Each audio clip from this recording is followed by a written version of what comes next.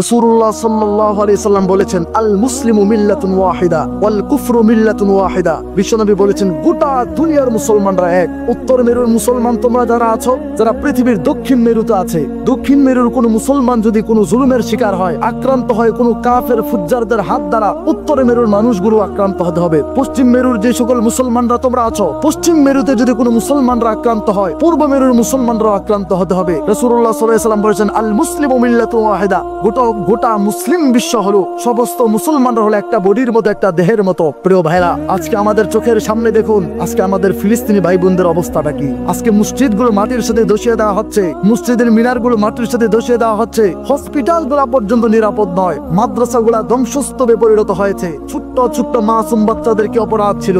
আমার মনে হয় আল্লাহ রাব্বুল আলামিন ১৫০০ বছর আগে আজকের ফিলিস্তিনের কথা কোরআনে উল্লেখ করেছেন। আল্লাহ রাব্বুল আলামিন বলেছেন, ওমা লাকুম লা তুকাতিলুনা ফি সাবিলিল্লাহ ওয়াল মুস্তাদআফিনা মিনার রিজালি ওয়ান নিসাই ওয়াল বিলদান يقولون ربنا أخرجنا من هذه القرية الظالم أهلها واجعل لنا من لدنك وليا واجعل لنا من لدنك نصيرا। আল্লাহ ১৫০০ বছর আগে আমাদেরকে বলছেন, ওমা লাকুম লা তুকাতিলুনা ফি সাবিলিল্লাহ, তোমরা আল্লাহর রাস্তায় সংগ্রাম করছো না, আল্লাহর রাস্তায় জিহাদ করছো না। তোমাদের কি হয়েছে? ইরাক, বাগদাদ, সারা, Tehran, Uzbekistan, Tajikistan, Kazakhstan, Saudi Arab, মিশর, কাতার, ইরান, ইরাক, তোমাদের কি হলো? তোমরা কেন ফিলিস্তিনি মুসলমানদের ব্যথায় ব্যথিত হচ্ছ না? তোমরা কেন তাদের দুঃখে দুঃখী হচ্ছ না? তোমরা কেমন মুসলমান হলে? আল্লাহ রাব্বুল আলামিন বলেন, তোমরা বেরিয়ে পড়ো জিহাদের ময়দানে। লা তুকাতিলুনা ফি সাবিলিল্লাহ ওয়াল মুস্তাদআফিনা মিনার রিজালি ওয়ান নিসাই ওয়াল বিলদান। তাদের জন্য যে সকল ছোট্ট ছোট্ট মাসুম বাচ্চাগুলো রাতের গভীর রজনীতে বলে, আল্লাহ আপনি আমাদেরকে বাঁচান।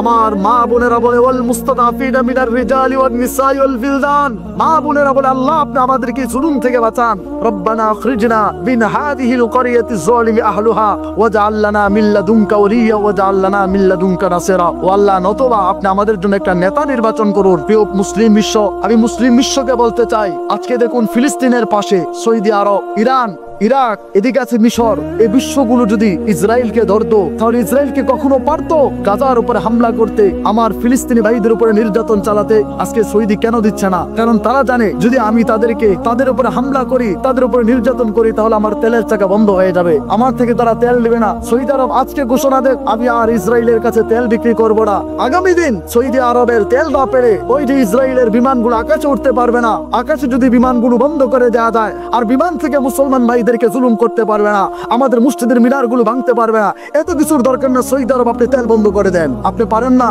আপনি মুসলমান না। আল্লাহ রাসূল বলেছেন, আল মুসলিমু মিল্লাতুন ওয়াহিদা। তুমি যদি মুসলমানের ব্যথায় ব্যথিত না হও, তাহলে তুমি মুসলমান হতেই পারো না। আসুন আমরা তাদের দুঃখে দুঃখী হই।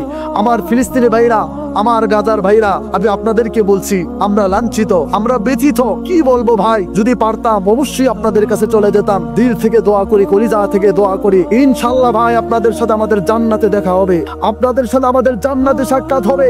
জান্নাতে এক কামরায় বসে আমরা আপনাদের সাথে গল্প করব ইনশাআল্লাহ। সেদিন বেশি দূরে নয়, সেদিন আমরা বুকে বুক লাগিয়ে, হাতে হাত রেখে, কাঁধে কাঁধ মিলে জান্নাতে আমরা বাংলাদেশি মুসলমান আর ফিলিস্তিনের গাজার মুসলমানরা একসাথে একাকার হয়ে আল্লাহর সামনে বসে আমরা গল্প করব ইনশাআল্লাহ। ওমা তৌফিক ইল্লা বিল্লাহ।